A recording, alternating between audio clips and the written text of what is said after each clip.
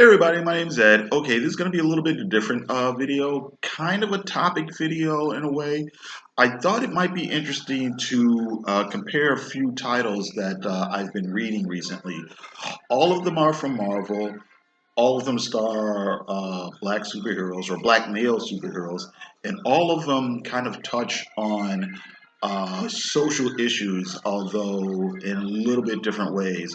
So I think some of the comics are, better than the other, just on a technical or craft level. Some are more, the comics have slightly different tones, and they're actually very different characters. And like I said, I just thought it'd be interesting to kind of compare them. So I'm going to talk about the current run of, oh geez, look at that glare. Current run of Black Panther, the current run of Sam Wilson, Captain America, and Nighthawk. This comic has actually been canceled, so this issue is number 6.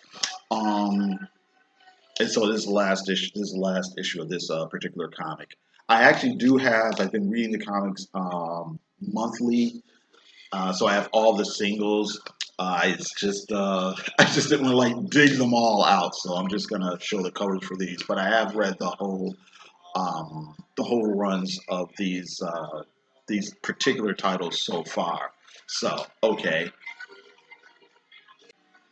Now with Nighthawk, I thought it might be interesting to give a little background first. It's not really important to like know. You can just sort of kind of jump into the comic book, not knowing anything and really understand what's going on. But I think it's really interesting from a kind of meta text way, kind of history of comics way, because I can think of at least 4 different versions of Nighthawk that have appeared in Marvel Comics, and there's probably 2 or 3 others that I'm not thinking of. Originally, Nighthawk was a guy named Kyle Richmond, and we're actually the whole idea of Nighthawk is the character is kind of an homage slash parody of DC Comics Batman. It was created by Roy Thomas and either John or Sal Buscema, and Kyle Richmond was this rich guy who was kind of creature of the night type bad guy, and that's it. Now, eventually, they moved that character. They reformed him, and he was no longer a bad guy, and they kind of moved him away from being that kind of Batman archetype. The second Nighthawk was a guy from a different Earth who was always a good guy, and so on and so forth. He was very much. The whole point was both this Nighthawk and the previous Nighthawk is they were members of a team that was a parody of the Justice League of America. So evil Nighthawk was part of the Squadron Sinister. Good Nighthawk was part of the Squadron Supreme. And like I said, Nighthawk was the Batman analog. They had Superman analogs, Wonder Woman analogs, so on and so forth. Whatever. Well, that's a whole nother video. Now I think they had another Nighthawk who was the son of Good Nighthawk. Now this Nighthawk was a character. It's fucking glare. I'm gonna have to do something about that. This Nighthawk was actually created by J. Michael Straczynski in Marvel's Max line. They did a couple of titles called Supreme Power and Squadron Supreme, where J. Michael Straczynski took those basic parody, homage analog characters and then did a darker twist on them. So it's very much a comic that kind of looked at the nature of power and superheroes and vigilantism and politics and things like that. And it was a mature reader's issue, so it was a lot different. It was a little bit edgier, darker, not quite to the extent that something like The Watchmen was, but you really weren't supposed to.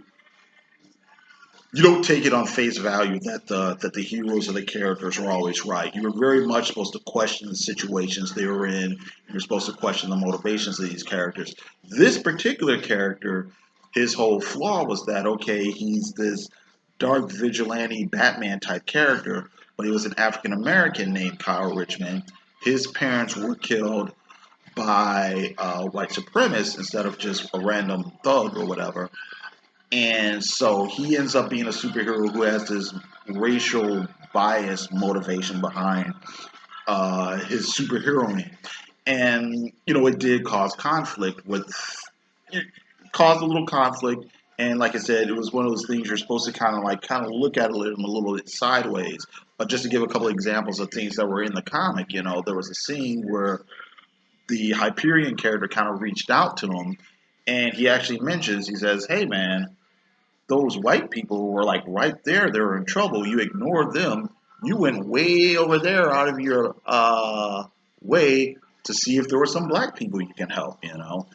There's another scene where Nighthawk is talking to somebody else regarding another black superhero called the Blur. The Blur was this kind of laid-back character. He was kind of a celebrity superhero. He did endorsements. Everybody liked him, and so on and so forth. And Nighthawk is like, "Oh yeah, him. He gets to be the house Negro when I'm the field Negro." You know what I mean? And for people who don't know, that's really not a nice thing that, one black person would say to another black person or about another black person. It's not quite on the same level of saying you're an Uncle Tom, but if you say that, you're not giving anybody any sort of compliment. Now, he also, he also went after black people. There's a interesting scene where he had caught this pimp or whatever, and the guy is like, "Hey man, I thought you were a brother. Can't you at least go a little easy on me?" And Nighthawk is like, "I think you're a cockroach." And then he quotes Malcolm X at him, and then burns the guy alive. You know what I mean? So, like I said, he's kind of this extreme character. He's very much, I'm not saying this as a criticism. I'm saying this is what the character was in the narrative.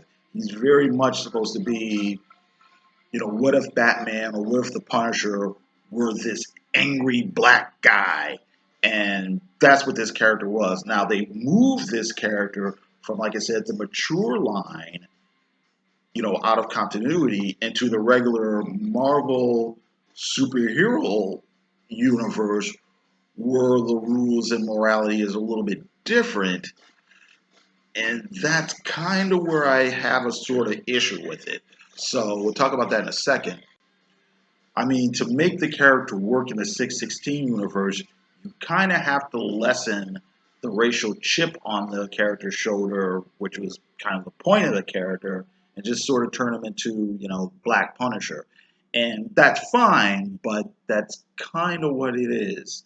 Now, having said that, it's not like, race doesn't come up in the comic book. So, yeah. Okay, so the premise of the story is Nighthawk has moved to Chicago. He's changed his civilian name from Kyle Richmond to Richmond Kane, which is kind of a little shout out to Bob Kane, creator of Batman, okay? But anyway, he's taking down these gun runners, and turns out these gun runners are these white supremacists. So of course he needs to, get to the bottom of everything that's going on. Meanwhile, we're introduced to this kind of slick businessman who's buying up all these properties in these poor neighborhoods and whatnot. And then on top of that, there are a couple of regular police detectives who are trying to catch this serial killer. And this serial killer is murdering people in these brutal, awful, graphic ways. And the victims are all slumlords and corrupt judges and people like that. Now, I actually thought that the setup in the first couple of issues was actually very interesting. You've got all these elements here that it looked like David Walker was going to try to probably tie together, but you've got the crime fiction element. You've got, obviously, it looks like he was going to get into issues of poverty and economics and things like that. You've got, excuse me, you've got the horror thriller. Sorry. You've got the horror thriller element with the serial killer. And obviously, or I should say obviously, but I kind of get the feeling that they were probably going to try to draw parallels between him and Nighthawk. Nighthawk is a guy who has absolutely no problems killing his enemies and stuff like that. So I thought the premise and the setup was really good. I think where it kind of maybe fell apart is I'm not sure if David Walker was quite, I don't know what maybe happened behind the scenes as far as editorial or anything like that. I'm not sure if maybe just the story that he set up was a bit too wieldy for him, but it seemed like he didn't really touch on all the points that it looked like he had set up. Also, I think another thing is it seemed to me that he was probably wanted the story to go a little bit longer than it is. It's a 6 issue comic, and obviously it looks like he was probably told the comic was going to be canceled. He probably found out around issue 3 or issue 4 because all of a sudden everything just wraps up very quickly. I mean, there are conclusions to things.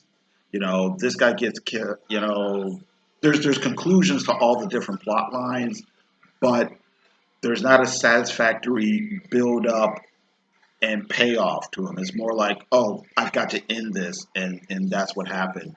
Um, Mild spoilers. I think there's some things he didn't really quite, really maybe didn't really consider. I mean, here's a, like I said, here's a mild spoiler. You know, there are a race riot breaks out, and you know, there's a scene where um,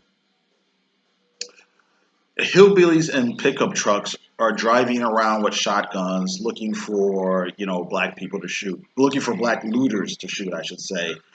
And it's just like, even in the context of a, you know, superhero comic where the hero is, you know, jumping off buildings and has robot birds and things like that, that just doesn't happen in Chicago, at least not that way.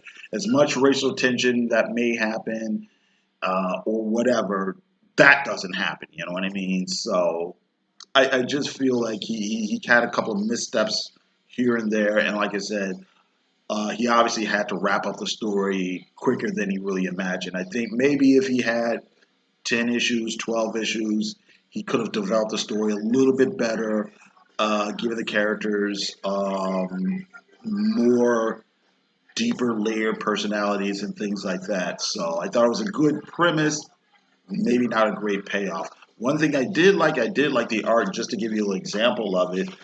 Um, it has this very, I think, maybe ugh, Frank Quietly type look to it. And of course, you do get a bit of the old ultra violence and whatnot. But but I was a fan of the visuals, the nice coloring and whatnot.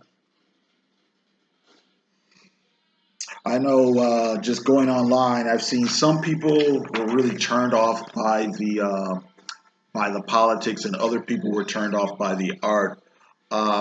Like I said, I thought it had a real interesting setup, interesting premise.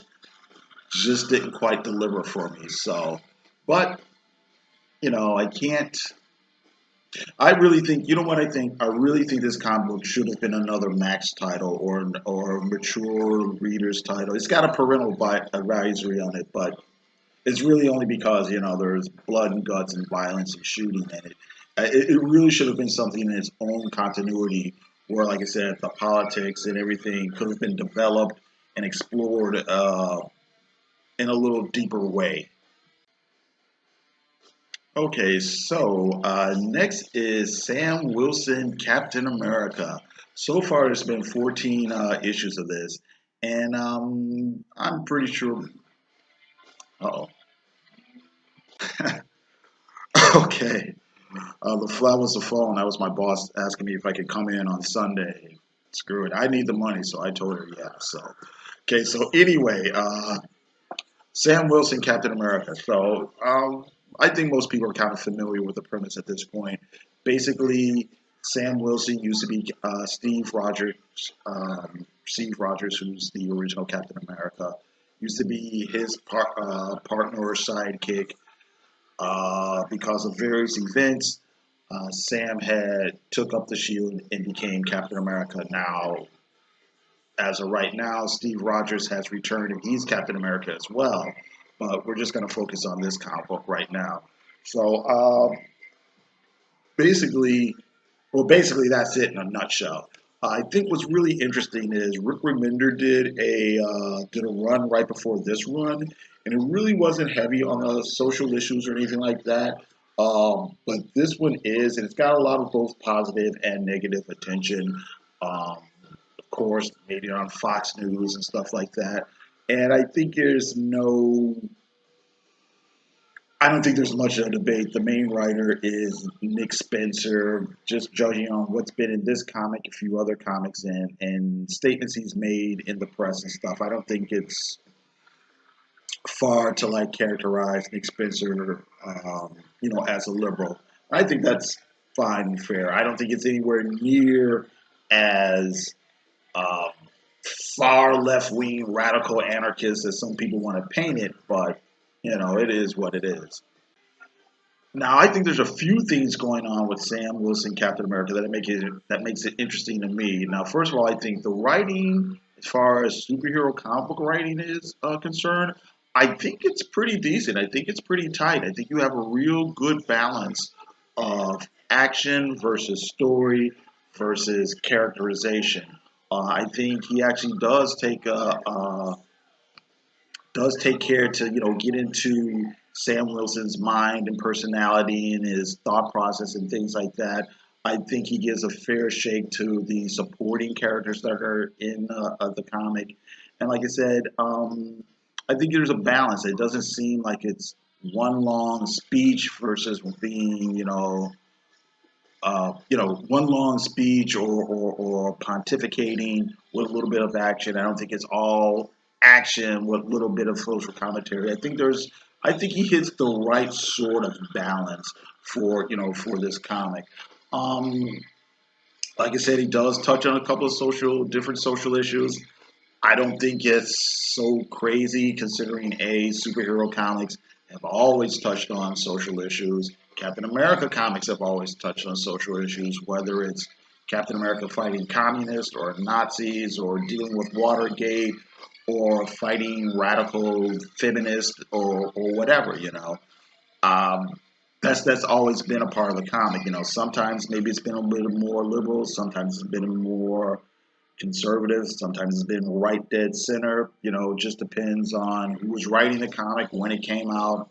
Also probably depends on, what your personal views are as to how far you think, the writers or whoever went with it. And on that note, one thing I think is really interesting about the comic is, like I said, Rick Remender didn't deal with it that much, but Rick Remender didn't deal with that much, but Nick Spencer does. Is that Sam is very self-conscious and yeah, I think that's what I want to say. Self-conscious and self-aware. Self-aware is a better term of what he's doing. On one hand, obviously, of course, he wants to live up to the Captain America name and live up to the mantle. At the other hand, he's very aware that everybody's always second guessing him, and not because, well, everybody's always second guessing him. Is because everything he does is not just a reflection on him being Captain America, but him being the Black Captain America, and it carries that much more weight and that much more criticism. So people are praising him on one hand, people are damning him on the other. I do actually like the way how they have every time something happens, there are people in the media talking about it, and there's people in the public talking about it. And like I said, he's questioning himself about what his actions may mean beyond just him doing what it is he's doing, whatever symbolic um, weight they may have. I think it's funny, or yeah, I do think it's funny. I think it's interesting that he ends up getting it from all sides. They have John Walker, who was another temporary Captain America back in the 80s, come back and tell him, hey, Steve Rogers is back, so you need to hang up that shield. They have a character called Rage, who is a character from the New Warriors comic, who's African American. Is like, yeah, man, I thought you were going to be out here fighting for us, fighting for the little people in the hood, but you're just a sellout. You know what I mean? So I think it's really interesting to have those different kind of views, in the comic. Another thing I think is interesting is I think there's kind of a weird, at least for me, kind of nostalgia factor happening because a lot of ideas and characters that maybe we haven't seen in a while are showing up in this particular title. D-Man is part of the supporting cast, who was a character from the 80s. Diamondback, I wasn't reading Captain America in the 90s, but I know she was a supporting character, a reformed bad guy. She comes in. Misty Knight. Well, Misty Knight's been used semi-regularly in comics, I'd say, in the last 10 years. But she's part of the cast. Like I said, we saw the return of John Walker. There's the Wolf Cap storyline gets kind of shouted out to and revisited in sort of a way. So I think these are a lot of things that'll actually still make the comic book work, 5 years from now, 10 years from now, when maybe the social climate has changed. I think the characterization, the plot, the action, the deeper, I guess, the deeper social issues that don't necessarily go away really quickly, still the comic will probably still resonate, like I said, years down the line, I think. Daniel Acuna I just wanted to show you some of Daniel Acuna's art. He was the first the first main artist for Sam Wilson Captain America, but there's been several fill-in artists along the way, but I really like Acuna's style here.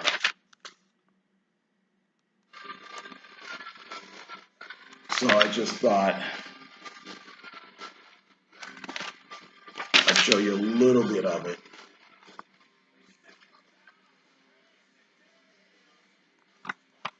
So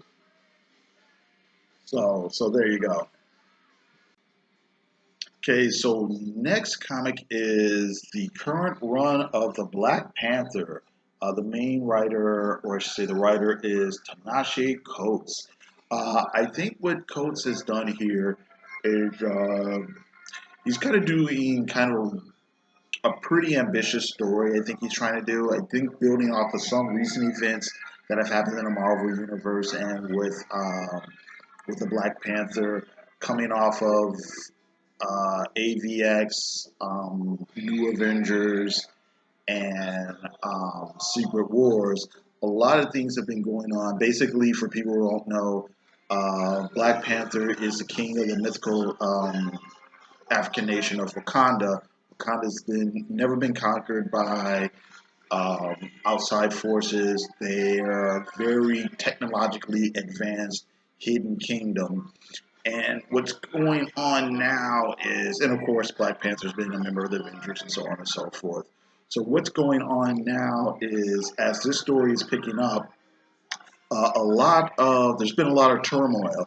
His younger sister Shuri, who was temporarily Black Panther at one point, seemed to die in a New Avengers story maybe about a year and a half ago. But T'Challa has her body in stasis because he thinks she's not really dead. Maybe her spirit's in limbo somewhere, and he's going to try to bring her back. While this is going on, there's been an uprising in Wakanda. There's certain people who think the Black Panther is just not doing a good job as a ruler. Certain other people think he's spending too much time, out of the country trying to be a superhero. And they're kind of fed up. The country's been attacked. It's been, Skrulls have attacked, the Avengers have attacked, aliens have attacked, and there's been all this sort of devastation and stuff in his absence, and even when he's been here. So a lot of people hold him responsible. Now, some of it is due to another character, maybe mind controlling some people, but some of it's just literally regular people who are just fed up with him, fed up with the monarchy, and so on and so forth. And that's basically what's. Oh, and another element of the story is the uh, the Dora Moray. I might be saying that wrong, but the Doras are basically the Black Panther's female bodyguards, and a couple of them are been in jail because they killed a guy who was running this rape camp or whatever, and they've basically escaped jail and taken it upon themselves to go out and punish these men who are involved in human trafficking and things like that. At the same time, they've got a lot of criticism once again for T'Challa for not stopping it himself. So you have all these different elements going on within the, that's the basic premise, the setup for the. Now, once again, I actually like the premise. I like the different story elements. I like that Coates has set up this thing where the conflict has to do with government. Uh, yeah, that's what I want to say. Government, monarchy versus democracy. Uh, there's these gender issues, and yeah, that's what I like. That's basically what it is. There's not a whole lot of going on with race per se, but there are these other issues about, like I said, gender and politics and stuff like that. I think it's interesting that he actually does have. He's dealing with the Doors who are now calling themselves the Midnight Angels. You've got that aspect. You get to see T'Challa's mother. You get to see other female characters. So there's a very strong female presence in this comic that you don't always get.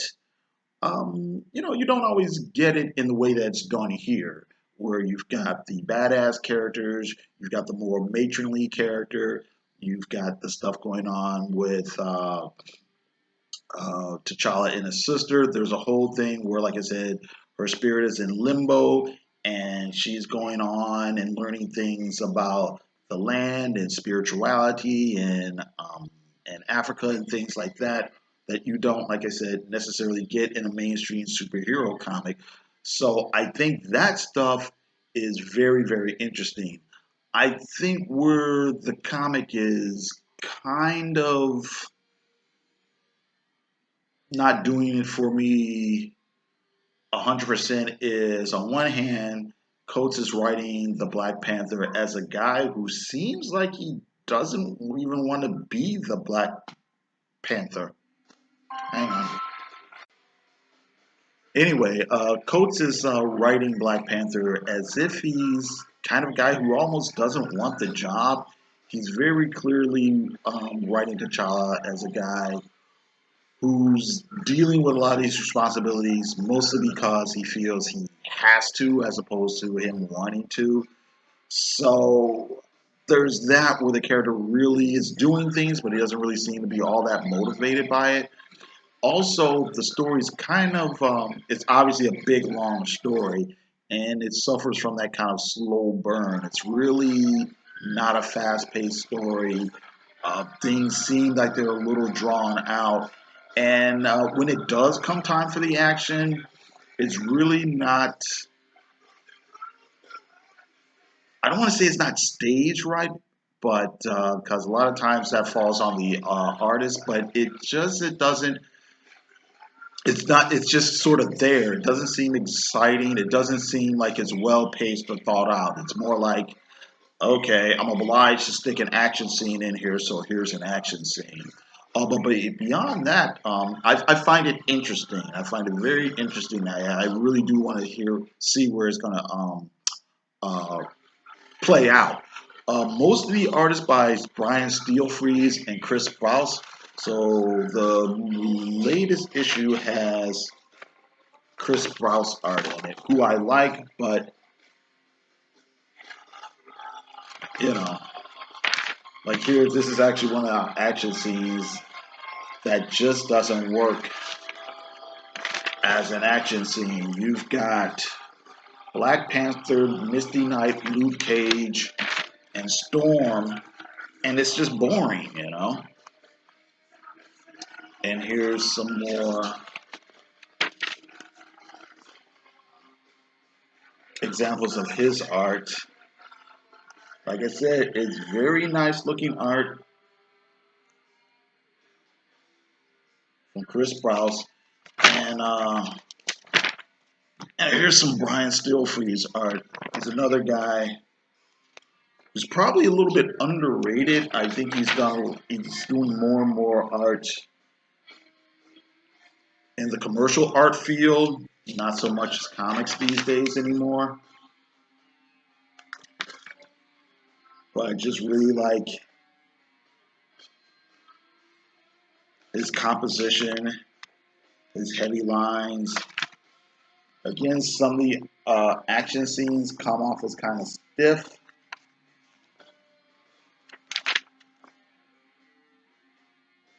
Here are the Midnight Angels. But, you know, I wonder how much of that, again, is on the artist and how much of it is the writer just not giving them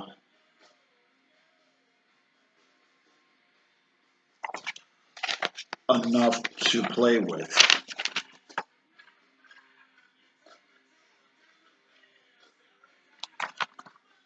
And I bet you guys gonna see that.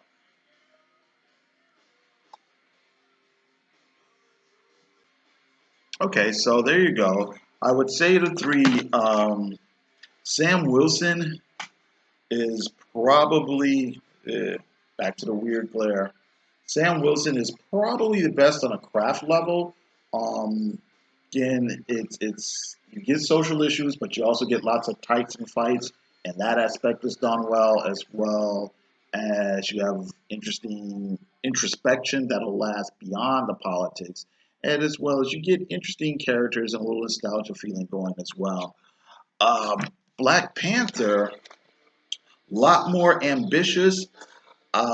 And as far as bringing different issues into comics that we're not used to seeing, there's a little bit of Afrocentrism going on, or not Afrocentrism, Afrocentricity. That's what I want to say. There's more than we're normally used to seeing in comics. The gender issues are there as well. I think he fails as far as making Black Panther a proactive character, which is what we're kind of used to seeing for the last 15 years. And he also doesn't do the action scenes well, but it is a very interesting comic. Nighthawk, again, interesting setup, but I think David Walker just dropped the ball on this one. So I guess that's it. I hope this video wasn't too long. I gotta thank everybody for watching and listening. Any comments, please feel free to leave them. Thank you, and you have a good day.